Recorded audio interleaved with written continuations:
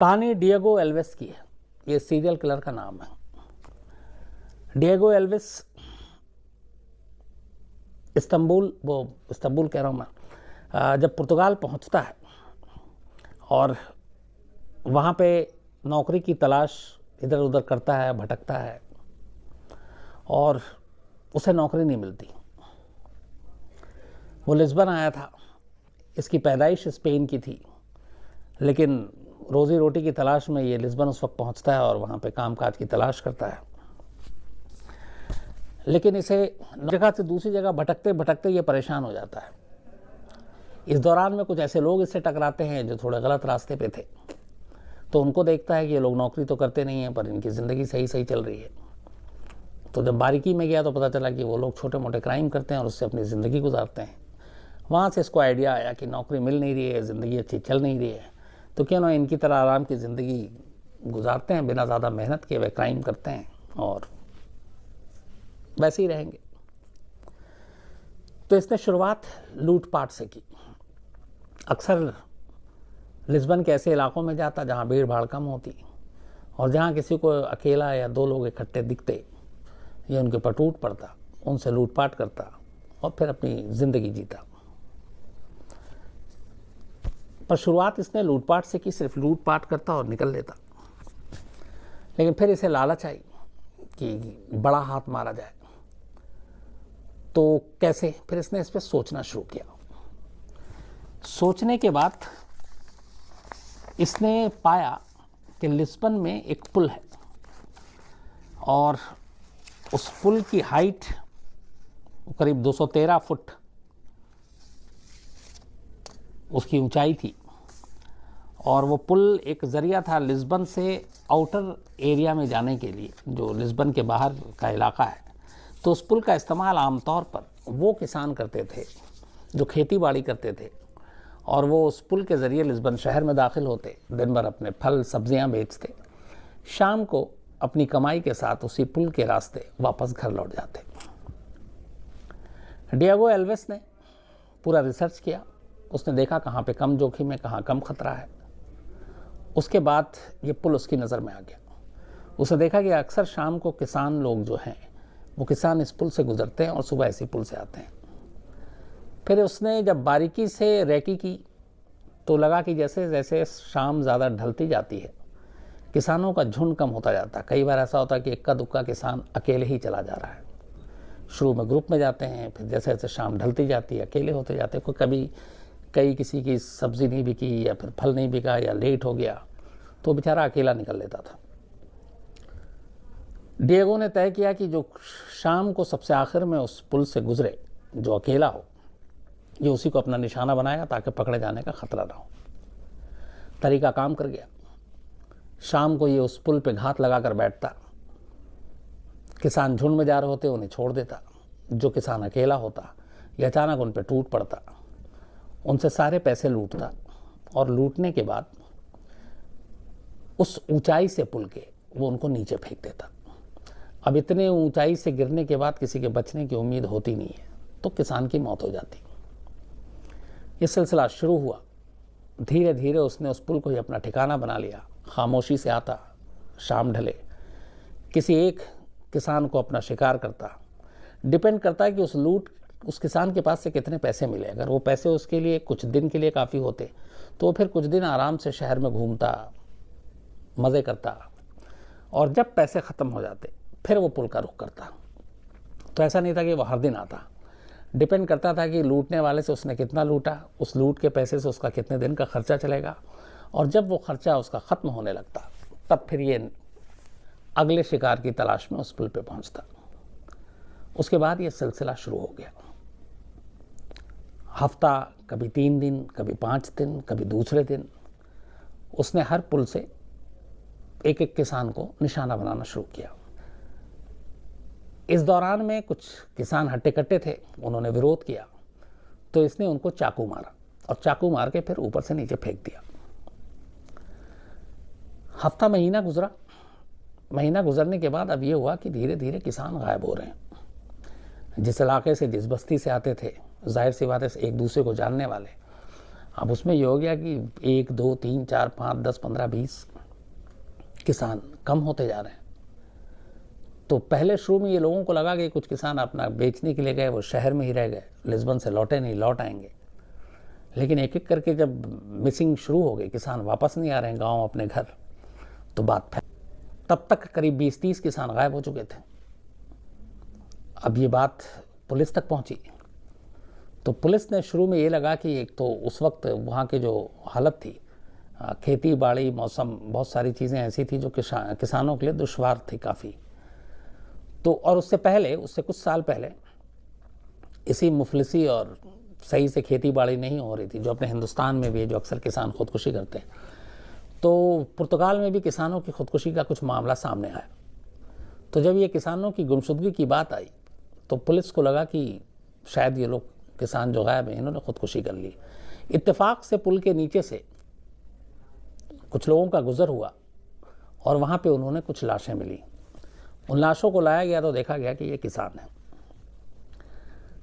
अब इत्तेफाक एक और इसमें ये हुआ कि जो 5-6 लाशें मिली जिनको ऊपर लाया गया, बाकी नज़र नहीं आई थी उस वक्त, वो सारे के सारे उन किसानों की लाशें थी जिन्हें लूटने के बाद डिएगो ने पुल के ऊपर से धक्का दे दिया था। उनको कोई चाकू नहीं मारा था, उनके साथ कोई उसने मारपीट उस तरीके से नहीं की थी, सीधा लूटा और पुल के नीचे फेंक दिया। तो अब उनके जाहिर सी बात है, ना गला घोटा है, ना चाकू के निशान है, कुछ नहीं है। तो फिर पुलिस का यकीन और बढ़ा कि ये सारे किसान शायद गरीबी और परेशानी में तंग आकर इन्होंने पुल से कूद के अपनी जान दे दी है। तो बात आई गई, ख़त्म होने वाली थी कि किसान खुद जो गायब हो रहे हैं वो असल में खुदकुशी कर रहे हैं। वक्त बीता, लेकिन किसानों की गुमशुदगी का सिलसिला नहीं थमा, बढ़ता गया। 30, 40, 50 हो गया। अब पुलिस को भी फिक्र हुई, क्योंकि इस दौरान में फैमिली से, बाकी लोगों से, किसान के साथियों से भी बातचीत हुई, तो पता चला उसमें से बहुत सारे किसान ऐसे थे जिन्हें कोई फाइनेंशियली प्रॉब्लम नहीं थी, उनका धंधा अच्छा चल रहा था, खेती उनकी अच्छी थी, शहर में उनकी सब्जियां और अनाज सब अच्छे से बिक रहे थे। तो फिर वो क्यों खुदकुशी करेंगे? तो फिर अब लाशें भी कम मिली, बाकी कहाँ गई? फिर पुलिस ने फैसला किया कि उस पुल के नीचे की जगह को तलाशी ली जाएगी। और इस दौरान एक और काम किया गया कि प्रशासन से कहकर उस पुल को फॉर द टाइम बिंग बंद करवा दिया गया कि इस पुल से कोई नहीं गुजरेगा, अल्टरनेट रास्ता दे दिया गया। पुल को जब बंद किया गया तो अचानक किसानों की गुमशुदगी का मामला भी बंद हो गया। अब ये बड़ी हैरत की चीज़ थी।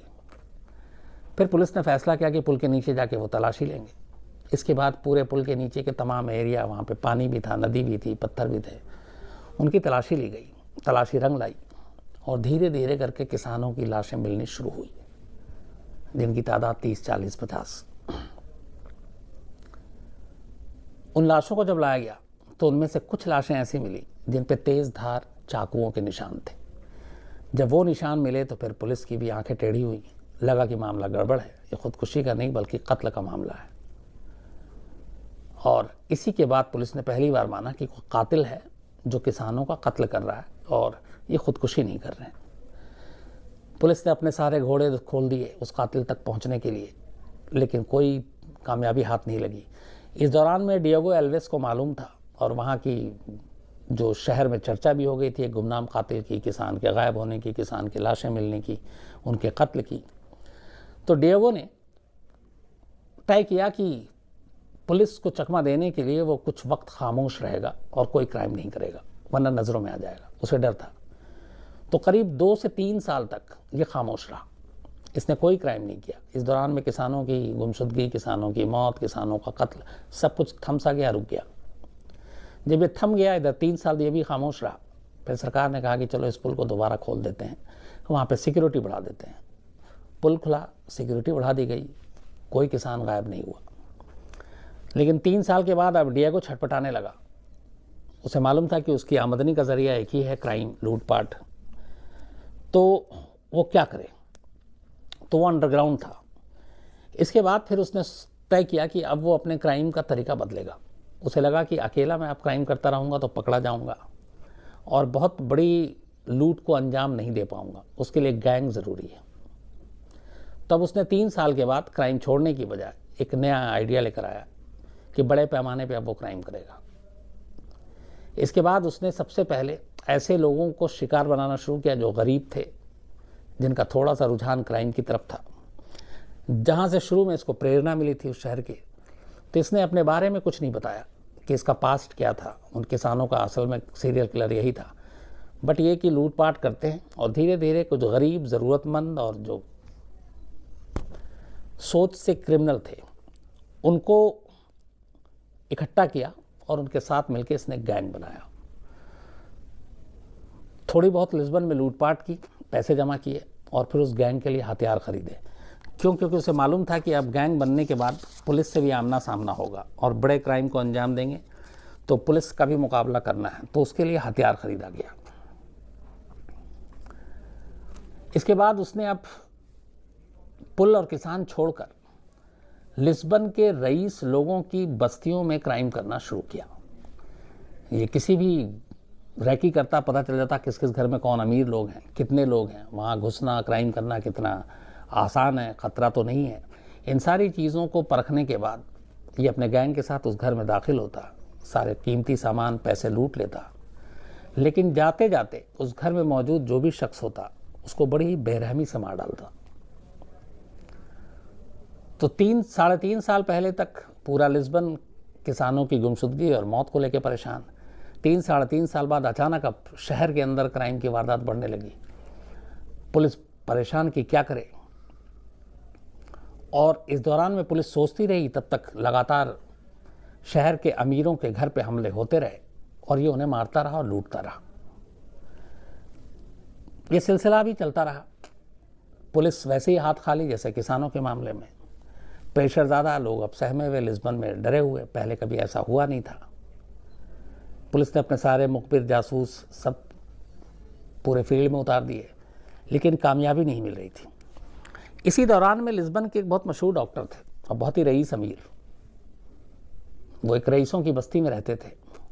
डिएगो ने उस डॉक्टर को अपना निशाना बनाने का फैसला किया। उसका प्लान के तहत ये अपने गैंग के साथ उस डॉक्टर के घर में हमला करता है और उस डॉक्टर समेत उस घर में मौजूद 4 लोगों को बड़ी बेरहमी से ये मारता है और चाकू से गोद गोद कर। उस डॉक्टर के कत्ल की बात पूरे शहर में फैल जाती है, नामी डॉक्टर, और जिस बेरहमी से मारा गया उसके बाद शहर में उसको लेके बहुत सारी बातें होनी शुरू हो गई।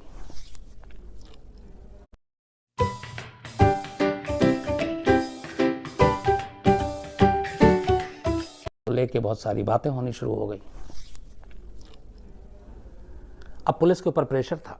यहाँ पे पुलिस का एक काम कर गया तरीका वो ये कि डॉक्टर चूँकि नामी थे, कत्ल के फ़ौरन बाद पुलिस को खबर मिल जाती है इस वारदात की, इस इंसिडेंट की। पुलिस की टीम फ़ौरन वहाँ पे पहुँचती है डॉक्टर के घर पे। शहर भर की पुलिस को अलर्ट कर दिया जाता है।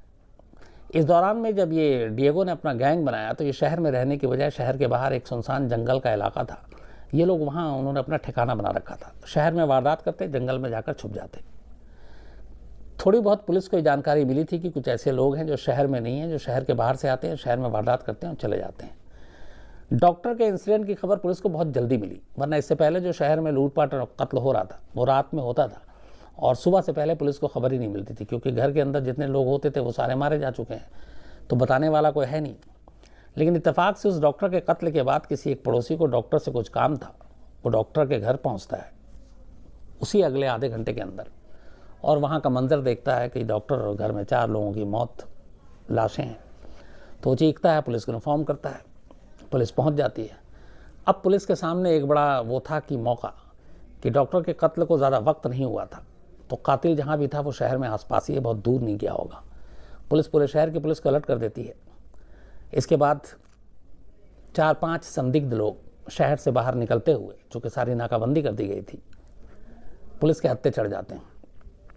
पुलिस उनको पकड़ती है, सख्ती से पूछताछ होती है, तो फिर वो अपना जुर्म कबूल कर लेते हैं कि डॉक्टर का कत्ल उन्होंने नहीं किया। उनमें जो सबसे खामोश और चुपचाप खड़ा हुआ था वो डिएगो एल्वेस था, जो सीरियल किलर था।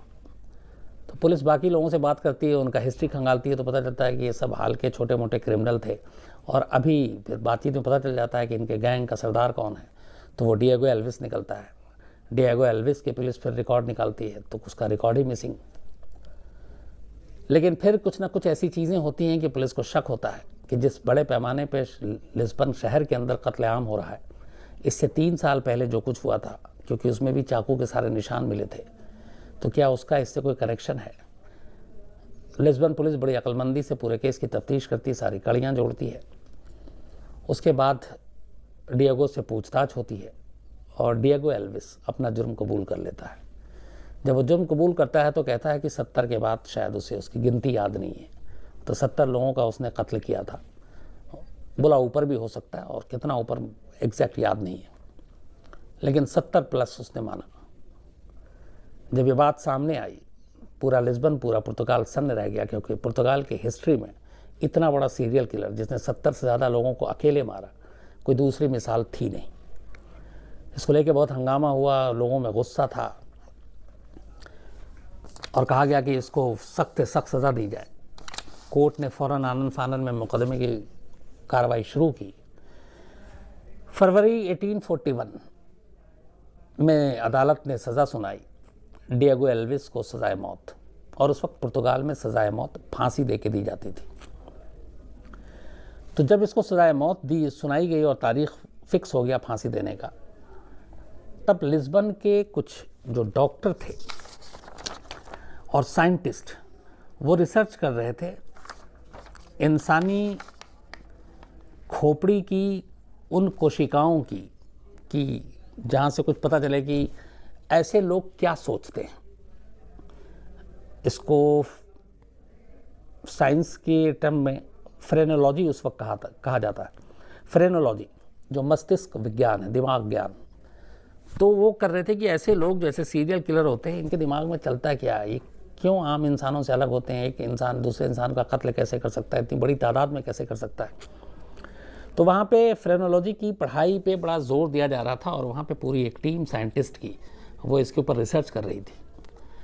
किस्से इसके सामने आ गए थे डिएगो के, इससे बेहतर केस स्टडी उनके लिए था नहीं। सारे जो वहाँ के नामी साइंटिस्ट थे, उन्होंने गवर्नमेंट और कोर्ट से एक अपील की और एक वहाँ पे अर्जी डाली कि डिएगो की फांसी के बाद उसका सर उन्हें दे दिया जाए, ताकि वो उसके ऊपर रिसर्च कर सके। अदालत और सरकार ने उस अर्जी को एक्सेप्ट किया। डिएगो को फरवरी 1841 में फांसी दी गई। फांसी के फ़ौरन बाद उसके सर को काटा गया, और काटने के बाद जैसे मिस्र में ममीज़ को लेप लगाकर बरसों सैकड़ों साल तक रखा जाता था, वही लेप लगाकर डिएगो एल्विस के सर को एक शीशे के जार में रखा गया और उन साइंटिस्ट के हवाले किया गया। उन्होंने उसके ऊपर काफ़ी कुछ काम किया, लेकिन उससे क्या फ़ायदा हुआ, क्या मिला, कितनी जानकारी मिली, ये नहीं मालूम। लेकिन फिर डिएगो के उस सर को लिस्बन यूनिवर्सिटी के मेडिसिन साइंस डिपार्टमेंट के म्यूज़ियम में ले जाकर रख दिया गया। के सबसे बड़े सीरियल किलर अब तक के इतिहास में 1841 में उसका सर जो है वो काट के रखा गया था, और आज भी ये लिस्बन यूनिवर्सिटी के मेडिसिन साइंस डिपार्टमेंट के लैब में एक जार में रखा हुआ है, और उसमें जाकर कोई भी उसको देख सकता है। और आज भी उसकी शक्ल वैसी ही एकदम जैसी 1841 में मौत से पहले दिखता था।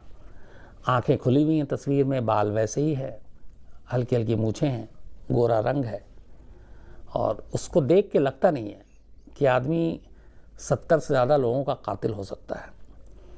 उम्र उसकी होगी करीब उस वक्त जब ये पकड़ा गया या मारा गया, सिर्फ 30 से 35 साल। 35 साल की उम्र में इसने अपनी उम्र से ज़्यादा कत्ल किए। तो एक सीरियल किलर, दुनिया का इकलौता ऐसा सीरियल किलर है जिसकी मैं कहानी सुना रहा हूँ, जो आज भी जिंदा है अपने सर की शक्ल में, लेकिन एक बोतल में बंद है। और बहुत सारे स्टूडेंट्स और बाकी सारे लोग जो लिस्बन जाते हैं और जिन्हें ये कहानी पता है, वो कोशिश करते हैं कि एक बार उस म्यूज़ियम में जाएं, ताकि पुर्तगाल की हिस्ट्री के सबसे खूंखार, सबसे बड़े कातिल, सबसे बड़े सीरियल किलर को वो देख सकें।